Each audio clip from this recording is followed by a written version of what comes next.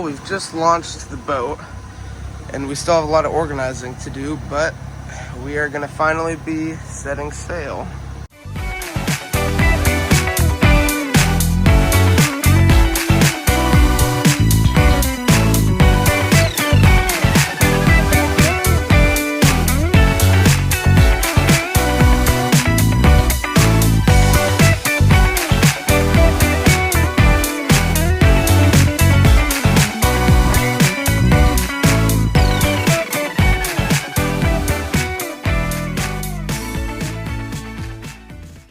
So first, what kind of boat is this? What model?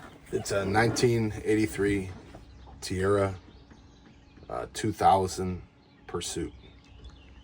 And when did you get it? October of 2023, I believe. And where did you get it? I bought it off of eBay. How much did you pay for it? $148. 148? A buck Yes. 48? $148. Is this the only boat you have? No, I have a handful of others. Only a handful? I have several others. Oh, when we first got the boat, what kind of shape was it in? Overall, it was in good shape. It's a Tierra. It's a quality built boat. It was just dirty and just needed some general repairs. It was dirty. And we've done a lot of repairs. When you first got it, what were your plans for it? I don't really know what the first plan. I was going to use it as a Lake Michigan fishing boat. The Pursuit model is more of a fishing boat, like a very tiny sport fisher model. And for anybody watching, if you're wondering what he's looking at, he's watching our fishing pool as well while we do this. So it was in a rough shape when we got it. What all work has been done to it? The engine, it had a 5-liter. It has an OMC, what most people would call an OMC stringer drive, which is part of the reason I got it for $148. Most people on the internet absolutely hate the OMC stringer drive. Most people would recommend that you don't buy them. There's no parts. They're hard to work on. They're complex. None of that's true. All parts are available. Any of those parts are available online, and in most cases, there's still OEM parts that you can get. They're easy to work on. They're a pretty simple setup, but you just need a little bit of mechanical know-how to get them to go. So I don't even remember what the question was originally. What work has been done to it? So it had a 5-liter Chevy V8 in it, and that engine originally was stuck, but I got it unstuck, and there was a small crack in the block that I repaired, and the engine was fine. The drive, the ball gear needed to be replaced in the drive. And then I got to thinking that, from watching YouTube and all the Great Loop videos out there and people doing it, I started thinking it would be a pretty economical way to at least run the inland river portion of the trip while I'm still working and have a little bit of vacation time. So the plan became to take it from the Illinois River where we live down to Florida. Originally the plan was Fort Myers, then it was changed to Carabel or somewhere in the Gulf, and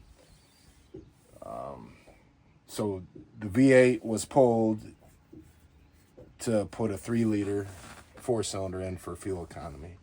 The boat had a 54-gallon tank in it originally, and I added a 23-gallon tank ahead of it in the floor. There's a 54 and it's right below us. Yeah, 54 and a 23-gallon tank. and just general maintenance was done, and changed seals in the drive and changed the water pump in the drive and wiring issues and stuff like that. Just probably anything that anybody would have to do a 1983 boat if they purchase it, no matter what they paid for it. And a big thing was, or it's made a big difference at least, was this beautiful top that we have on it. Because originally all you would get is that windshield, right?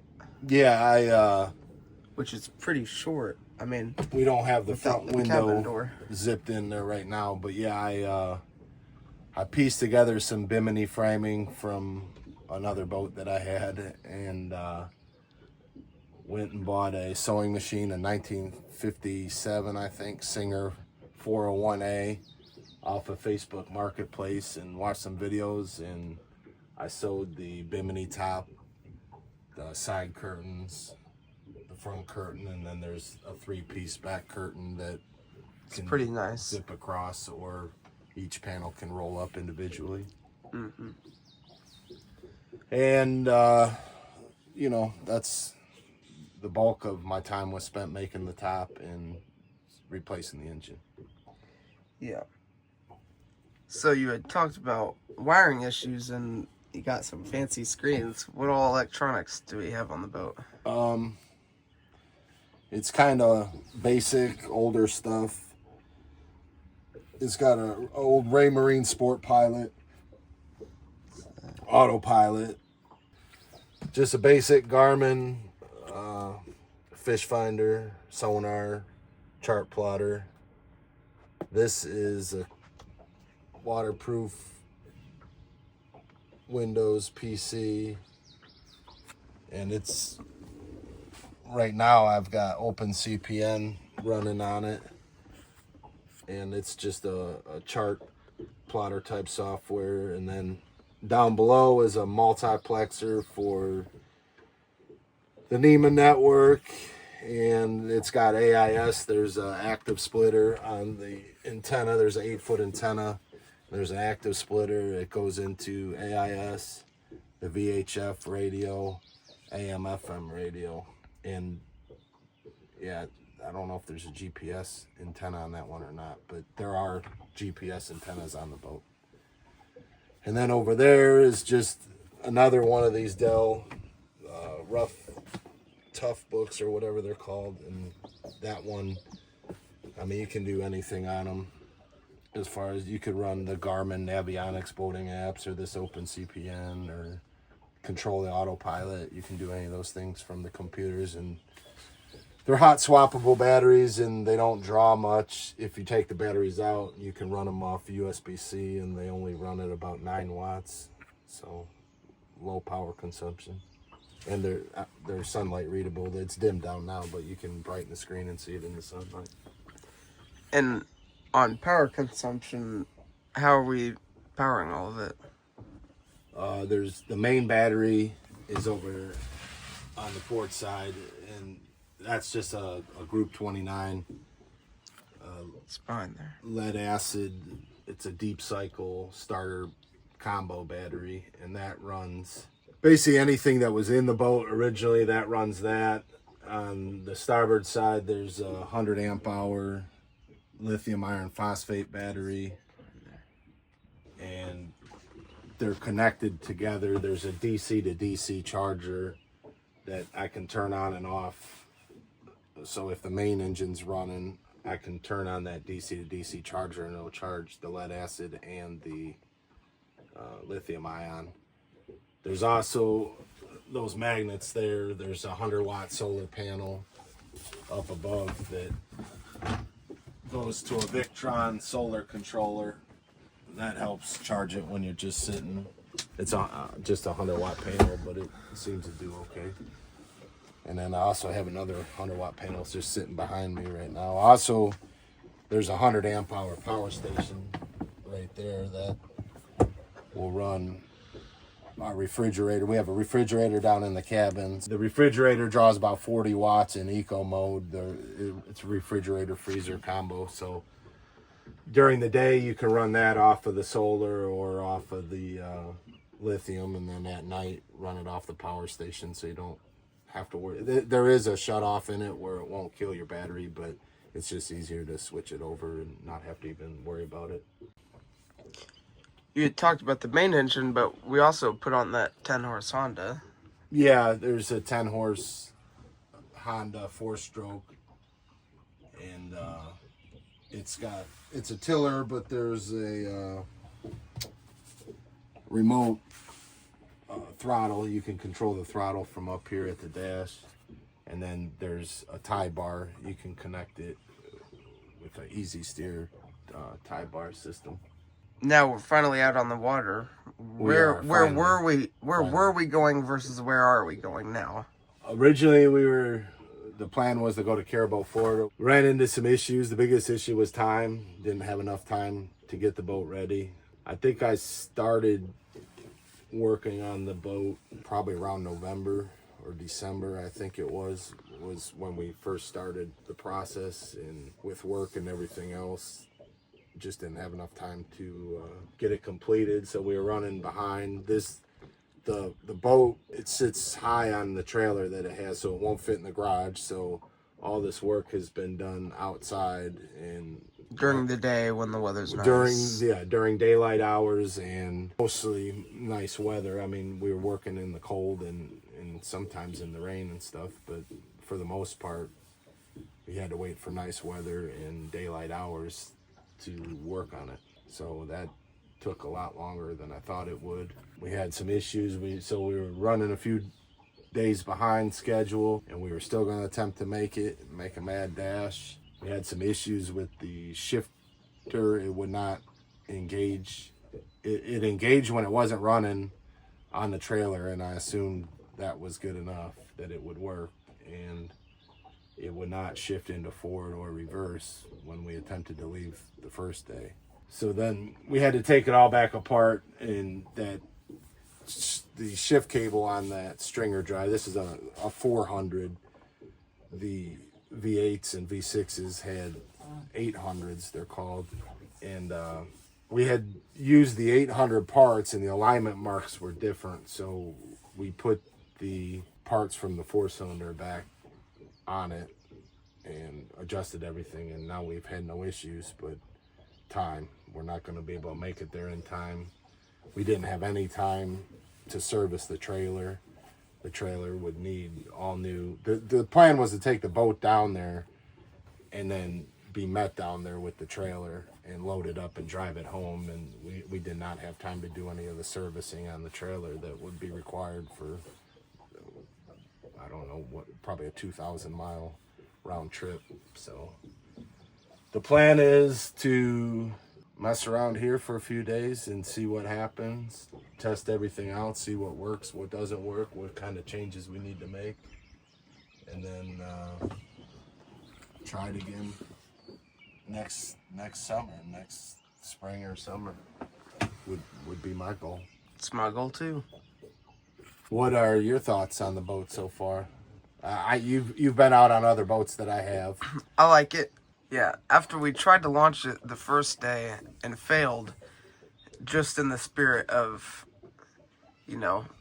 having fun, we decided to cook dinner on it that night and spend the night on it. On the trailer. On the trailer in our yard anyways, just for fun. And I will say I thought the cabin was comfortable. I had enough room to lay down and sleep. I was a little bit worried because it's not like a huge room. It's just like a little small cabin that, me being 6'2", there might not be enough room to lay down all the way, but there was. And this style of boat, it's called a walk-around cuddy cabin because it's designed to walk on the gunnels and go around it. So the cabin's narrower in the front than it is at the back of the boat. So this one here does not have any windows in the cabin, and there's no hatch in the cabin. That's something we might consider doing, is putting a hatch that would open and give you access to the bow from the cabin rather than walking around on the gunnels. I like the cover. This is definitely the boat that we've bought in the most equipment for, I think. I mean, we have, 2 batteries, that power station, we have solar, so I think it can do maybe more. We still have a few kinks to work out with the kicker motor and not having it drag in the water, but I think once we get all the issues sorted out, I think it's probably going to be the best. So far after Boat day we've had, number yeah. 1, the biggest issue is the kicker mount does not allow the motor to be tilted enough out of the water. It's not that's the kind that you raise and lower. It's a fixed bracket mount, and we had to mount it. It's a long shaft motor, and we had to mount it where it's mounted so it would be deep enough in the water when it's in running position, but it doesn't give us enough room to tilt it and get that leg out of the water when we're running the main motor. So that's an issue that will be sorted out when we get back, get a different bracket for it. But so far, that's about all that I can think of that needs to be addressed immediately. Yeah. Out here on the water for up to a couple weeks at a time, what do you do about food? Well, like I said, we have a refrigerator freezer down in the cabin for keeping food, and I have an alcohol stove, a 2-burner alcohol stove for cooking food. We use that at the house, and it seemed to work pretty good. I wasn't really sure if we were going to put a grill on the back or a Blackstone or what we were going to cook with, so I put the alcohol stove in there. We also have a Hot Logic, which is like a portable hot plate, and if we're going to be running and bouncing around, you probably don't want to be using an alcohol stove. So we have a Hot Logic that you can plug in and just throw something in there and it warms it up. And then you can see what we have in that bin underneath our trash can and those parts. We do have quite a bit of food in there. That's all non-refrigerated food. We have food and like cooking supplies like that oil. There's some like freeze-dried meals in there. There's like rice, stuff like that. There's some canned foods. That's all stuff that we can basically eat without having to cook. You could just heat it up. Yeah, and that's enough food that was going to get us to Florida. So That was our Florida food. Yeah, we'll have That's plenty of processed food. And then down in the cabin, here's where we have all of our like fresher food. There's chips, bread in there. There's some fruit, and then we have coffee. There's some spices and some soap. And then we have like silverware, some breading. There's some like pre-cooked, non-refrigerator bacon, onions. Oh shoot, our bread is getting smushed. Whatever. That's all like our non-refrigerated, kind of still perishable foods though. And then of course down in that fridge and freezer, we have cold and frozen foods. All that talk about food's kind of starting to make me hungry. Should we take our catfish off the stringers and get dinner started? Yeah, I suppose it's about that time. You don't have to.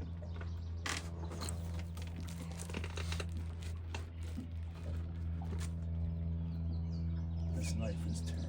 Okay, so let's start. I'll just put down a little bit of oil. You say you're making blackened catfish nuggets? Blackened catfish and some cheesy mashed potatoes. Try to spread that oil around a little bit. Let me stir it up.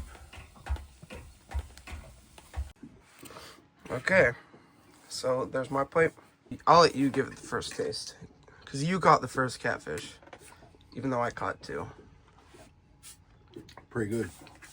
What about potatoes? Very cheesy. Okay, I'm gonna give mine a taste now. Everything's still pretty hot.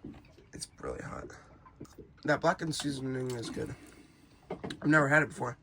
Oops. It's very spicy, but a little bit like zesty. Mm-hmm. I like it. Okay, now let me try the mashed potatoes. Oh, they're hot. All right.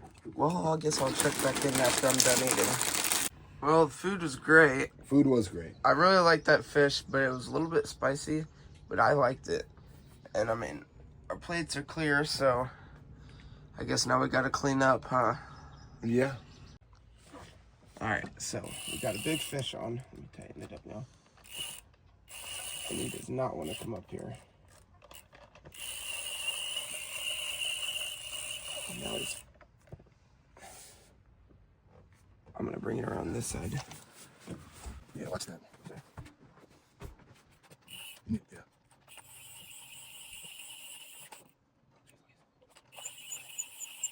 Nice size fish. It's strong. Just finished dinner and started fishing. And Just finished dinner and... But yeah. Nice common nice carp. Of course, now he's all wrapped up in our...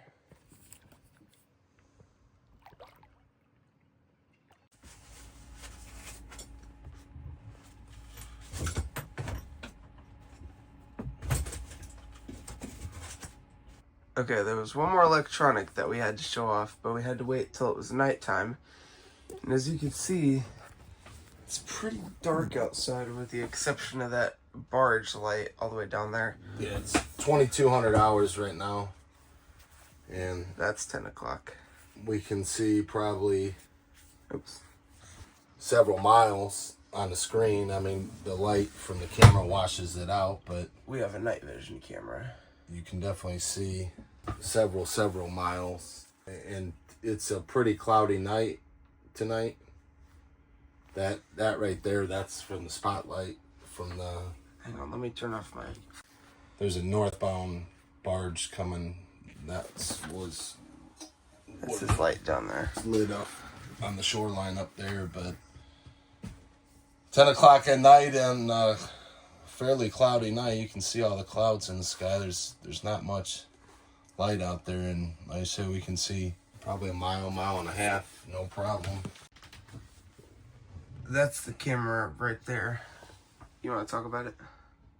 Yeah, it's a low light vision camera from a company called Bodai 360 out of Florida.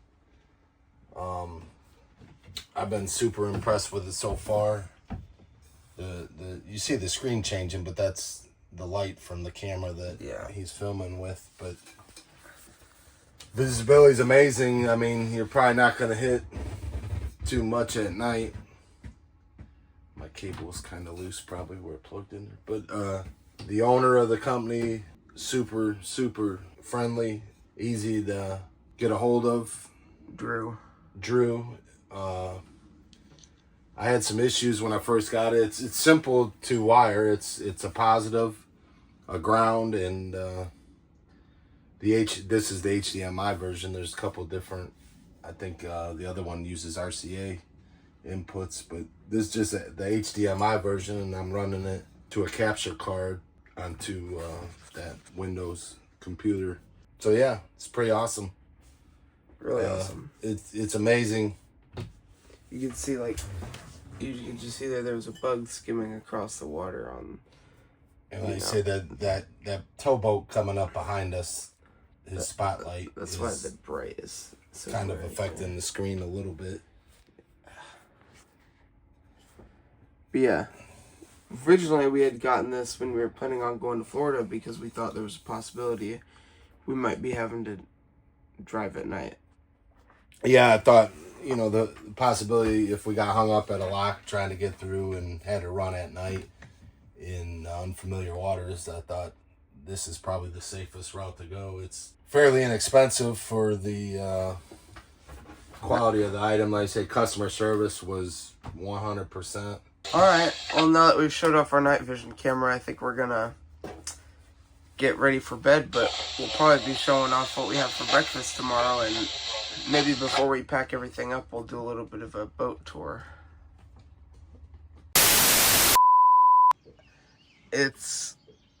I will say, after... Not to interrupt you, that is another thing